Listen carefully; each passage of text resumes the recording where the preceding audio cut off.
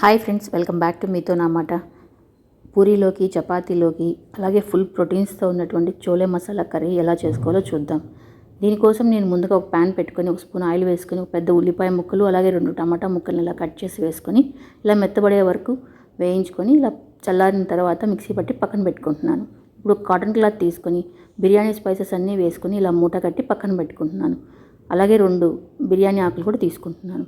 ఇప్పుడు ఒక కుక్కర్ తీసుకొని రాత్రంతా నానబెట్టినటువంటి శనగలను వేసుకొని శనగలు మునిగే వరకు నీళ్లు పోసుకొని మనం తీసుకున్న స్పైసెస్ని అలాగే 2 బిర్యానీ ఆకులు వేసుకొని ఇలా మూత పెట్టి బాగా మెత్తబడే వరకు ఉడికించుకోవాలి. ఇప్పుడు ఇంకొక పక్కన ప్యాన్ పెట్టుకొని ఒక స్పూన్ ఆయిల్, ఒక స్పూన్ నెయ్యి వేసుకొని సన్నగా కట్ చేసుకున్నటువంటి ఉల్లిపాయ ముక్కలు ఒక కప్పు వేసుకొని బాగా ఎర్రగా వేగే వరకు వేయించుకోవాలి. అలాగే ఇప్పుడు ఒక స్పూన్ అల్లం వెల్లుల్లి పేస్ట్ వేసుకొని పచ్చివాసన పోయే వరకు ఫ్రై చేసుకోవాలి. మనం ఆల్రెడీ చేసుకున్నటువంటి టమాటా ఉల్లిపాయ పేస్ట్ని వేసుకొని ఇలా ఆయిల్ సపరేట్ అయ్యే వరకు ఫ్రై చేసుకోవాలి. ఇప్పుడు ఒక 1/2 స్పూన్ పసుపు, 1 స్పూన్ కారం, అలాగే 1 స్పూన్ ధనియాల పొడి, 1/2 స్పూన్ ఆమ్చూర్ పొడి వేసుకోవాలి. ఆమ్చూర్ పొడి లేకపోతే లాస్ట్లో నిమ్మకాయ రసం ఒక నిమ్మకాయ రసం వేసుకోవాలి. ఈ మసాలాలన్నీ బాగా వేగే వరకు కొద్దిసేపు ఫ్రై చేసుకోవాలి.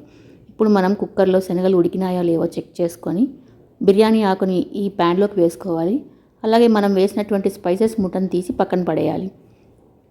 ఇప్పుడు మనం ఈ శనగలన్నింటినీ ఈ మసాలాలోకి వేసుకొని బాగా శనగలకి మసాలా పట్టే వరకు మిక్స్ చేసి కలుపుకోవాలి.